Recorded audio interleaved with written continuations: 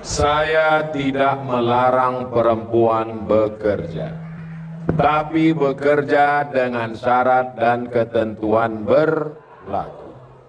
Kalau waktu sudah habis dari jam 8 pagi sampai jam 4 sore, pulang ke rumah, matikan handphone.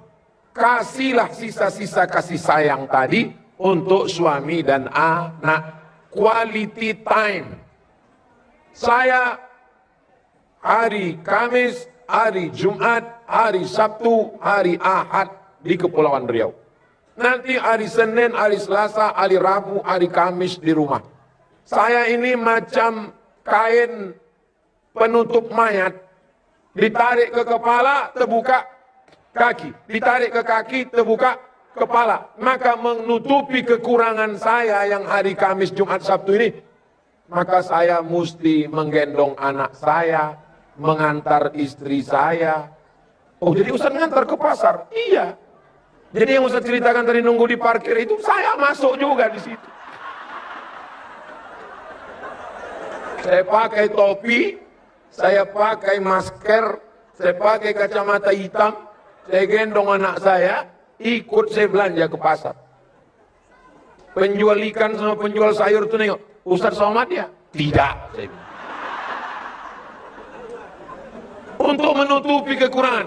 Apa mana? Quality time. Hari ini Ustaz, pesawat kita nanti jam 12. Pagi tadi, masih sempat saya antar istri saya kuliah. Saya antar, habis itu saya pulang. Habis itu saya jemput lagi. Bisa dia pergi sendiri, bisa dia nyetir sendiri. Untuk apa itu? Kita isi waktu itu. Karena kita sadar dengan kekurangan kita. Jadi kalau udah bekerja sampai jam 4, pulang, masakkanlah untuk suami. Tak sempat lagi masak Pak Ustadz. Masakkan aja. Nanti kalau ditanya, kau yang masak ini yang? Iya bang, nasinya aja. Itu pun mencentekkannya aja tadi. Yang mencuci berasnya sama ada si mbak itu tadi. Gulai apa namanya? Ini namanya gulai tunjuk bang. Namanya gulai touchscreen. Buatkan dia teh. Bisa tak dibuatkan oleh pembantu, ART, asisten rumah tangga? Bisa. Tapi ketika kalian yang membuatkannya ibu-ibu, tehnya sama, gulanya sama, tapi rasanya berbeda. Kalau tak percaya, coba kasih sama dia. Tehnya sama, gulanya sama, yang buatnya pun sama. Nah, minum. Jangan kalian kasih, minum ya pangeran yang ku nanti-nantikan hingga akhir hayatku. Masa ku ajari juga kalian lagi.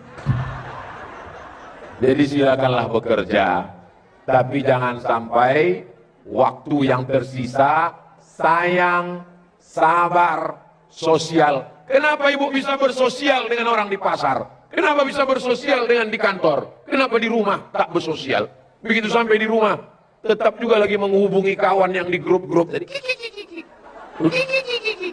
Pas menengok muka dia, paham? Saya tidak menghalang perempuan untuk bekerja. Perempuan yang sudah memutuskan diri untuk berhenti bekerja, karena menurut perhitungan gaji suaminya cukup. Sesungguhnya manusia tidak mengenal kata cukup. Orang yang dapat gaji 3 juta, apa kata dia? Kalau 5 nanti cukup lah. Pas dapat 5? Dulu waktu gaji guru 3 juta, kata orang kurang. Buktinya banyak siswa di sekolah terjaga. Pagi-pagi guru dengan motornya. Sayang. Sampai di kelas dia mengajar. Dinaikkan dengan insentif. Tunjangan ini, tunjangan APBN, tunjangan APBD, tunjangan yayasan. Apakah cukup? Tidak. Kenapa? Karena keinginan juga bertambah. Dulu gajinya 3 juta. Dia pakai motor, minyaknya cukup 1 liter seminggu. Sekarang gajinya 10 juta, angsurannya 25 juta.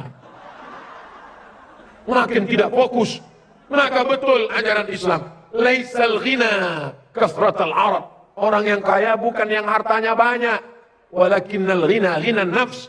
Kekayaan yang sempurna adalah merasa cukup. Hidup ini yang penting cukup. Ustadz berdoa apa? Saya tak pernah berdoa minta apa-apa kepada Allah.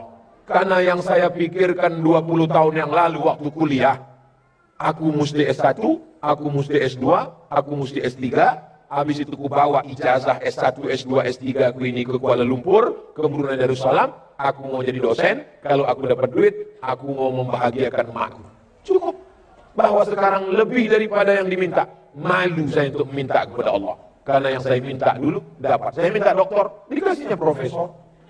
Saya minta jadi dosen di Kuala Lumpur, dikasihnya di Brunei Darussalam. Bisa saya masuk, bisa saya mengajar, bisa saya mengajar ibu-ibu semua. Dulu mana mungkin saya berani. Tak pernah terpikir di dalam kepala saya dulu akan ceramah tabligh akbar di tengah lapang depan ibu-ibu. Dulu mau kenalan sama perempuan aja saya menggeletar. Kalau dipeturutkan keinginan, maka keinginan itu seperti laut yang tak berpantai, tak bertepian. Maka merasa cukup bagi yang sudah memutuskan. Tapi bagi yang belum memutuskan, silakan bekerja, tapi setelah pulang, quality time. Bukan kuantitasnya, tapi kualitas. Yang berkualitas. Saya bagi waktu saya ini. Untuk orang Batam, setahun 2 kali. Nanti ke Sulawesi Selatan, Makassar, setahun sekali. Untuk yang dekat rumah, 4 subuh, Rabu.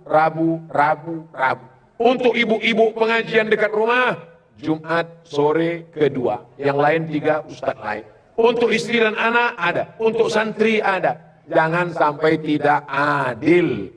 Ibu bukan hanya sekedar mengandung anak, tapi mendidik anak, membesarkan anak. Menangislah ibu meleleh air mata.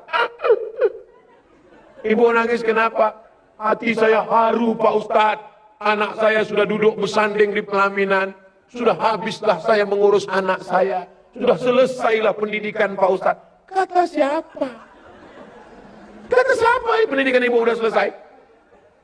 Mendidik anak sampai mati. Mimda tema taya bawati. Ibu nikahkan anak ibu di hotel, di pelaminan. Barakallahu lakum. Balik ke rumah, bulan madu mereka. Pulang bulan madu, tiba-tiba datang ke rumah, rambutnya macam sarang tawon, antingnya di hidung, rupanya lakinya anak fang. Apakah ibu diam? Mana mungkin ibu diam? Ibu dudukkan menantu. Sini kau hantu. Kau kudidik dari mulai kandungan, kubacakan surat Yusuf, kubacakan ayat Quran, kubacakan ayat kursi. Kenapa bisa kau jadi bini hantu? Selama ibu masih mau merepet, selama ibu masih mau bercakap, insya Allah potensi kalian masih ada. Tapi kalau kalian sudah diam, Bu, anak ibu ku tengok udah tak berjilbab, biar aja lah. Kiamat sudah dekat. Ibu siap merepet? Siap? Lanjutkan.